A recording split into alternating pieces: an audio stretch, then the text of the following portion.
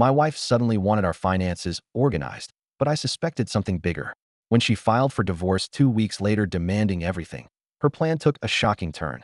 I've been scrolling through posts here for a while, always thinking I'd never have my own story to share, but life has a way of surprising you, and I've been carrying this around for months. I need to let it out. Let me just say up front, I've never been the type to jump to conclusions or assume the worst. My wife, let's just call her M, and I have been together for 6 years, married for 4. Things were solid, or so I thought. We had the usual ups and downs, sure, but nothing that made me think, oh, there's trouble here. In fact, for most of our relationship, we were that couple, teammates through and through. We laughed at dumb inside jokes, debated over which movie to watch for hours, and had this rhythm that just worked. She'd plan elaborate date nights, and I'd surprise her with her favorite takeout after a long day. It felt effortless, like we'd figured out this whole love thing. That's why what happened next hit me like a ton of bricks. About 6 months ago, things started to shift. At first, it was little things, stuff you'd probably miss if you weren't paying attention. She started taking her phone everywhere, like even if she was just going to the kitchen or folding laundry. I mean, before this, her phone would just sit on the coffee table for hours, and she didn't care who picked it up. I made a joke one day saying, "What? Are you running some secret spy ring now?" She laughed it off and said, "No, work's been emailing me a lot." Okay, fine. But then, a couple of days later, she set up a password. That one caught me off guard because she'd never used one before. I casually asked her why, and she said something vague about security and hackers. I didn't push it because I didn't want to sound paranoid, but something about it just felt off. It didn't stop there. She started stepping out of the room to take calls, something she never used to do. It wasn't subtle either. Her phone would ring, and she'd be like, "Oh, let me just grab this real quick," and disappear into the bedroom or out onto the porch. If I asked who it was, she'd just say, "Just a friend from work." Then there was this habit she picked up of keeping her phone face down on the table. I didn't even realize it was a thing until one day I reached over to hand her something, and she quickly moved her phone out of the way. It was one of those blink and you'll miss it moments, but it stuck with me. It wasn't just the phone stuff, though. She started feeling distant. Conversations that used to flow naturally now felt like I was pulling teeth.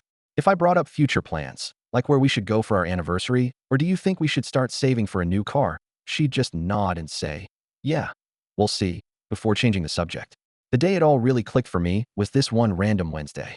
She told me she was meeting a friend for coffee after work. It didn't sound weird. She does that sometimes. I happened to be running errands in the same area and thought, hey, why not surprise her? It'll be cute. When I got there, though, she wasn't with her friend. She was outside the cafe, pacing back and forth with her phone pressed to her ear. I stayed in my car because something about the way she was talking felt serious. I didn't mean to eavesdrop, but I caught snippets like, "It's almost ready," and "starting fresh soon." My stomach dropped. I couldn't figure out what she meant, but it didn't sound like work stuff or friend drama. It sounded bigger than that, like something she'd been planning. When she got home later, I asked her how her coffee date went, trying to keep my tone casual. She gave me this whole story about her friend venting about her boyfriend's latest screw-up. She went on about how she was giving her advice and being a good listener. I nodded along, pretending to believe her, but my brain was working overtime. Was I reading too much into this, overthinking, or was there something deeper going on? I couldn't shake the feeling that something was wrong, something she wasn't telling me. Things carried on like that for a few more days. I started watching her behavior more closely, not because I wanted to catch her in something, but because I needed to make sense of what I'd seen and heard. She wasn't acting suspicious in any big, obvious way, but it was the little things that didn't sit right. And then, out of nowhere, she brought up our finances. We were having dinner one night, just a normal weekday meal. We were sitting there chatting about random stuff, her work, a new show she wanted to watch, when she said, "You know, we should really organize all our financial stuff," flashing her most innocent smile. It was such a left-field comment that I just stared at her for a second. "What do you mean?" I asked. She shrugged. "I just think we should have everything in one place, you know, like all our account info, passwords, documents, that kind of thing, just in case of emergency." I didn't know what to say. This wasn't something we'd ever talked about before, and the timing felt weird considering everything else I'd noticed. "What kind of emergencies?" I asked, trying to keep my tone casual. She shrugged again. "It's just smart, isn't it? What if something happens to one of us? Or what if we need to make a big financial decision quickly?" Her explanation made sense on the surface, but something about the way she said it put me on edge. It was too rehearsed, too neat, like she'd been waiting for the right moment to bring it up. I nodded and mumbled something like, "Yeah, I guess that's a good idea," but inside, alarm bells were going off. Why now?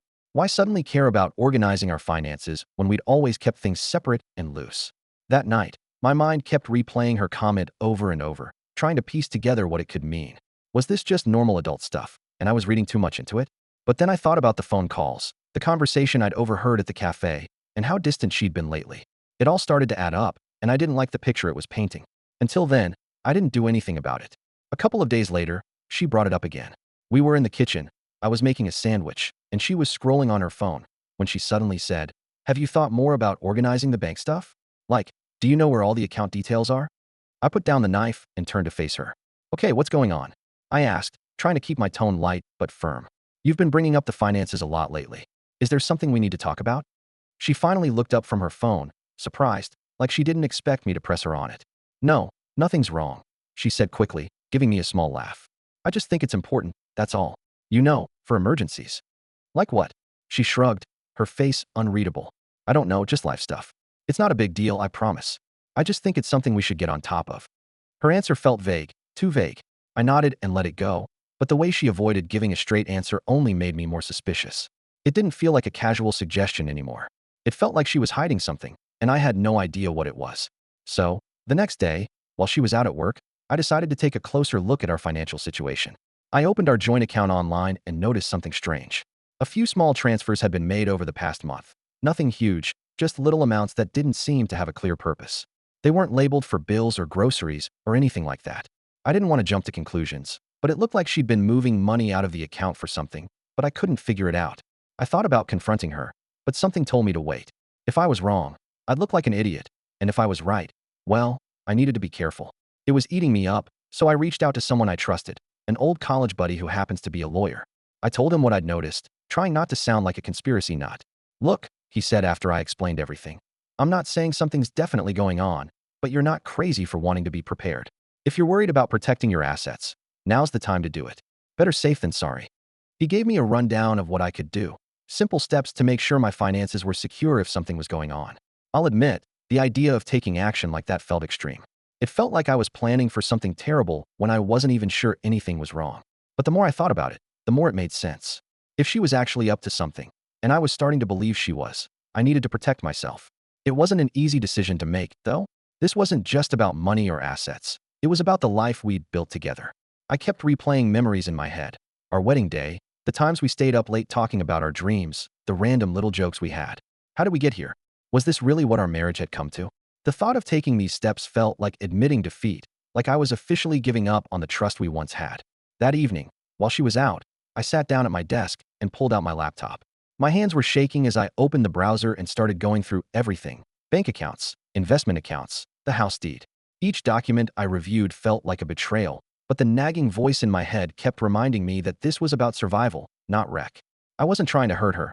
I just couldn't shake the feeling that if I didn't act now, I'd regret it later. I made a list of everything I could transfer and how to do it without raising suspicion. As I typed, I felt this crushing weight settle on my chest. I'd trusted her completely for years, and now here I was, playing defense against the person I thought would always have my back. Then I called my mom. I didn't tell her everything, just enough to explain why I needed her help. "I need you to hold on to some things for me for a while. It's nothing bad, just something I need to do to protect myself, just in case." She was quiet for a moment, probably trying to figure out what I wasn't saying. "Are you okay?" Her voice full of concern. "Yeah, I lied. It's just a precaution, nothing to worry about." She didn't press me, but I could hear the hesitation in her voice when she said, "Of course, sweetheart, whatever you need." Hanging up the phone, I felt a strange mix of relief and shame. I hated involving her in this mess, but at the same time, knowing she had my back gave me some sense of stability in a situation that felt like quicksand. By the time I got home, I'd already started the process. I transferred most of my assets, our savings, my investments, even the house, into my mom's name. I left enough in our joint account to keep up appearances, but the rest was locked down. She didn't notice a thing. She came in, kissed me on the cheek, and asked if I wanted to watch a movie. I acted normal, but inside, I was a mess. Part of me felt guilty, like I was betraying her trust, but another part of me felt relieved, like I was finally taking control of a situation that had been spiraling out of my hands. Over the next few days, I kept things as normal as possible. I didn't want to tip her off that anything had changed. She seemed content, even unusually cheerful at times. But instead of putting me at ease, it made me more suspicious. If she was planning something, she was doing an expert job of hiding it. What stood out, though, is that she didn't bring up the finances again, not once after I questioned her the last time. It was like the subject had completely vanished from her mind. At first, I thought maybe I'd overreacted and she dropped it because it really wasn't that important. But the more I thought about it, the more it felt like she was avoiding it, almost like she was dreading bringing it up again after I pressed her. I caught her glancing at me a few times, though, quick little looks, like she was gauging my mood or deciding whether to say something. Every time I noticed, she'd immediately turn her attention back to whatever she was doing. Her phone, the TV, a book. It was subtle, but it was there. It felt like she was waiting for me to bring it up, like she didn't want to risk pushing the topic again. The silence about it only made me more uneasy. It wasn't like her to just drop something she thought was important, and the way she avoided it now felt deliberate. If she was testing the waters, she wasn't getting in. And if she was waiting for something, I wasn't about to give her the green light. Whatever her next move was, I knew I needed to stay one step ahead. Something was coming. I just didn't know when or how. All I could do was prepare. That night, I made sure everything was solid. I went over the paperwork again, double-checking every detail of the asset transfers to my mom. The house, the savings, the investments. Everything was legally in her name now, locked in a trust that couldn't be contested. I even called her to confirm she had all the documentation on her end. 2 weeks went by, and things seemed normal. To normal, actually. She was acting more affectionate, even initiating conversations about random stuff like work or what we should eat for dinner. It threw me off because, for months, she'd been distant, avoiding anything deeper than surface-level talk. Part of me started to wonder if I'd been overreacting all along. Maybe the weird behavior was just stress or something I couldn't understand. But then, on a random Friday night, she sat me down on the couch, turned off the TV, and said, "We need to talk." My stomach immediately dropped. I knew what was coming before she even said it. "I think we should get a divorce," she said, her tone so calm it felt rehearsed. It wasn't angry, and it wasn't emotional. It was just cold, like she was telling me we'd run out of milk. I stared at her, unsure how to respond, as she launched into her reasoning. She talked about needing space, wanting to figure herself out, feeling like she'd lost her identity in the marriage, standard breakup lines that didn't actually explain anything. But then she said something that hit differently. "You know, I've made a lot of sacrifices for you over the years, and I don't think you really appreciate them. I deserve more." That last part stung. It wasn't just about her wanting out. It was about her framing this like I owed her something, that all of this was my fault, and she was just claiming what was rightfully hers. I sat there, trying to process what she was saying, but a new question kept bubbling to the surface. Why now? Then she dropped a line that made everything start to click. "A friend of mine has been helping me see things more clearly," she said, not meeting my eyes. A friend. I stayed quiet, letting her talk, but my mind was racing. Who was this friend? Why were they involved in my marriage? The way she said it wasn't casual. It sounded like someone had been hyping her up, convincing her that leaving me wasn't just an option, but some kind of strategy she needed to execute. And the more she talked about how she deserved more because of her sacrifices, the more I couldn't believe what I was hearing. Sacrifices? What sacrifices? She had been happy with me, or at least that's what she always said. I'd worked hard to give her the life she wanted, and I wasn't just talking about money. When she wanted to move closer to her job, I agreed, even though it meant a longer commute for me. When she wanted to take that expensive yoga retreat last year, I made sure we budgeted for it, even skipping a vacation I'd been looking forward to so she could go. I supported her when she switched careers twice, telling her it was okay to take the leap because I wanted her to be happy. I thought being a good husband meant putting her first whenever I could, and it wasn't like I was some inattentive, distant partner. I showed up. I remembered anniversaries and random little things she mentioned liking. I planned date nights when she said she was feeling stuck in a rut. I listened to her vent about work, her friends, her family. I didn't always get it right, but I always tried. That's what made her "I deserve more" line sting so much. I didn't buy it, not for a second. She wasn't unhappy because of anything I did or didn't do. She was unhappy because something had changed in her. Maybe it was this friend she kept bringing up. Maybe it was something else. But the person sitting in front of me now wasn't the woman I married, and I wasn't going to let her rewrite the story of our marriage to suit her new narrative. I didn't press her in the moment. Instead, I nodded and said something neutral like, "If that's how you feel, I guess we should figure out the next steps." She looked surprised that I wasn't arguing or begging her to stay, but I didn't care. My focus had already shifted. I needed to know who or what was behind this sudden, calculated shift in her behavior. This wasn't just her waking up one day and deciding she wanted out. This was something bigger, and I wasn't going to let it blindside me any more than it already had. After that conversation, she went into her own apartment, and by Monday, I got the divorce papers. Let me tell you, they weren't just about ending the relationship. They were about taking everything. Half the house, my savings, my investments, the car. She wanted all of it, plus some vague clause about spousal support that made no sense given her solid income. It was like she was swinging for the fences, expecting me to roll over and hand her everything I'd worked for. At first, I thought it was just her being vindictive, but the way she'd framed her demands, so detailed and aggressive, reassured me there was someone coaching her through this. So I started digging. It wasn't like I could just ask her who she'd been talking to, so I had to get creative. I started with her social media. She hadn't blocked me, and while she didn't post often, I went through her tagged photos and comments, looking for anyone new. That's when I noticed a pattern. Someone named Jake kept liking and commenting on her posts. Nothing inappropriate, just enough to make me pause. I clicked his profile, and it was public. He didn't seem like much at first glance, a guy in his 30s who worked in marketing, judging by his bio. But as I scrolled through, I noticed something strange. He'd posted a photo at the same cafe I'd seen her at weeks ago. On the same day, I overheard her talking about starting fresh. My stomach churned as I kept scrolling. There were more subtle hints, a comment on one of her posts saying, "You've got this," and a selfie he'd posted from what looked like her new apartment. None of it was concrete proof, but it was enough to make me suspicious. I wasn't sure what to do with this information, but I knew I couldn't just sit there and wait for answers to fall into my lap. Her mention of a friend helping her through things had stuck with me, and I needed to know who it was. I decided to call one of our mutual friends, Lisa. She and my wife had been close for years, so if anyone knew what was going on, it would be her. I kept the conversation casual at first, just asking if she'd talked to my wife recently or if anything seemed off. Lisa responded quickly, saying she didn't know anything about a friend or any advice. I asked a few more questions, trying to probe, but she shut down the conversation defensively, saying she really couldn't help me. The whole thing felt rushed, like she was trying to avoid getting involved. Not ready to give up, I called another friend, Emily. I went through the same routine, explaining that I was just trying to make sense of everything. At first, she seemed hesitant, dodging my questions with vague answers. When I pressed her a bit more, she ended the call abruptly, leaving me more suspicious than ever. I sat there, frustrated, trying to figure out what my next move should be. Then, to my surprise, Emily called me back. She told me she needed to make sure whatever she said wouldn't get back to her. I promised it wouldn't, and after a long pause, she finally told me what she knew. Apparently, my wife had been spending a lot of time with someone named Jake, someone she'd met through work. Emily said she didn't know much else, but from what she'd heard, Jake was deeply involved in the advice my wife was getting about the divorce. Hearing that name felt like a piece of the puzzle clicking into place. Now it was clear, this wasn't just about her needing space or finding herself. Someone else was in the picture, steering her decisions, and I was determined to find out why. I decided to confront it in my own way. That weekend, I drove to her apartment building and parked a block away, hoping to confirm what I already knew. Sure enough, a couple of hours later, she walked out of the building with Jake. They didn't hold hands or anything, but the way they walked together, close, leaning in to talk, was enough. They got into his car and drove off, leaving me sitting there, staring at the space where they'd been. I didn't follow them. I didn't need to. At that moment, it was clear she hadn't just fallen out of love with me. She'd been planning her exit with someone else.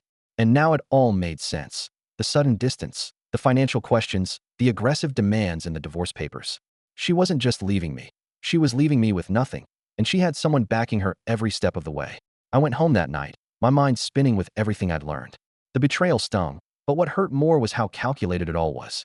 She was using the divorce as a stepping stone for whatever life she was building with Jake, but she had no idea what I'd prepared for her. The first mediation session was tense from the moment we walked in. Her lawyer showed up with a folder so thick it looked like they were filing a lawsuit against a Fortune 500 company. He started going through her demands like they were completely reasonable. Half the house, the savings, my investments, the car, even some additional nonsense about spousal support. I stayed quiet, pretending to listen, but I was waiting for my lawyer to make his move. When it was finally our turn, he calmly slid a stack of documents across the table and said, "Before we proceed, I think it's important for everyone to review these." Her lawyer picked up the papers, skimming through them. His confident demeanor shifted quickly as he flipped the pages, his brows furrowing deeper with each one.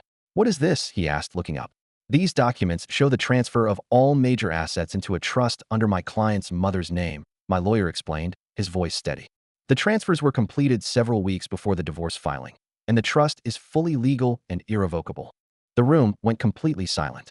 Her lawyer turned to her, his confusion now mixed with frustration. "You didn't mention this," he said flatly.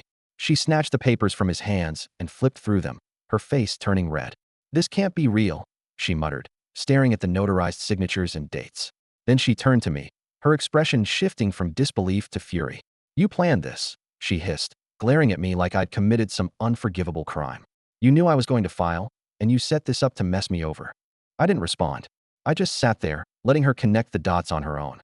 Her lawyer, now visibly annoyed, asked my lawyer to explain further, so he did, calmly, methodically, and with every piece of proof needed to make the transfers ironclad. The dates lined up perfectly, showing I'd moved everything well before she filed. The signatures were properly notarized, and the trust was airtight. There was nothing they could do to contest it. She was livid. "You're unbelievable," she snapped, leaning forward in her chair. "I can't believe you'd do something like this to me." I still didn't say a word. What was there to say? This wasn't about me doing something to her. This was about protecting myself because she'd made it clear she wasn't leaving quietly. The meeting ended with her lawyer muttering something about needing to reassess their approach, but it was obvious to everyone in the room that they had no moves left to make. When we walked out of the building, she pulled me aside in the hallway, her face a mix of anger and desperation. "This isn't over," she said, her voice low. "You're going to regret this." I just looked at her and said, "I already regret trusting you. That's the only regret I have." After that mediation session, things spiraled faster than I expected. She went into full meltdown mode almost immediately. It started with the calls, endless calls. At first, she sounded calm, even apologetic, leaving voicemails that started with, "I think we just need to talk," or "I know this got messy, but we can fix it."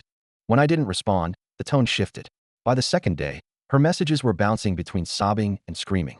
One voicemail would be her crying about how she made a mistake and didn't want to lose everything we built together. The next would be an angry rant, accusing me of being stingy and vindictive, blaming me for everything going wrong in her life. I ignored it all. My lawyer had advised me not to engage, and honestly, I didn't want to. I was done playing her games. But she wasn't. When the calls and texts didn't work, she started spinning stories. I started hearing from mutual friends that she'd been telling people the divorce wasn't real, that it had all been some elaborate prank. A prank. I mean, who would even believe that? It didn't take long for the cracks in her story to show. Friends started asking questions like, "If it was a prank, why did you file actual legal paperwork?" Or, "Why hire a lawyer and make such specific demands if it wasn't serious?" When people didn't immediately buy into the prank excuse, she doubled down. She claimed it wasn't just a joke, but a way to test the strength of our relationship. She started painting herself as the victim, saying she was hurt and betrayed by my reaction, that I'd taken things too far and destroyed the trust in our marriage. At first, some people seemed to buy into her stories. I'd get these weird texts or comments from acquaintances saying things like, "Wow, I didn't realize things were so rough for her." Even her brother lashed out, saying, "You should have just talked it out instead of being so drastic." It was frustrating, but I knew the truth would come out eventually. And it did, thanks to one of our mutual friends. Let's call him Matt. Matt and I weren't super close, but we'd always been friendly. A couple of weeks after the mediation, he messaged me out of the blue, saying he had something I needed to see. When we met up, he pulled out his phone and showed me a string of texts between her and Jake. I was confused at first. "How did you even get these?" I asked, scrolling through the messages. Matt explained that he had a mutual friend with Jake, someone who had been privy to their conversations. Apparently, this mutual friend had started feeling uneasy about how things were playing out, especially when Jake began bragging about how he was helping her secure her future. It didn't take long for that mutual friend to connect the dots and realize what securing her future actually meant, trying to bleed me dry. Feeling guilty about staying silent, the friend took screenshots of the texts and shared them with Matt, knowing he had a better relationship with me and might be able to warn me. "This guy's been playing both sides," Matt said, shaking his head. "He's been hyping her up to take you for everything while making her believe he'd be there for her afterward." Matt handed me the texts and said, "I thought you should know. You don't deserve this, man." The texts were torture. She wasn't just venting to Jake about the divorce. She was actively planning her next moves with him, and he was coaching her through it. One of the messages from her said, "Once the settlement's done, we'll have everything we need. I just need him to agree to the terms." Jake's reply, "Don't back down. Make him feel guilty if you have to. He owes you. We'll start fresh once you've got the money."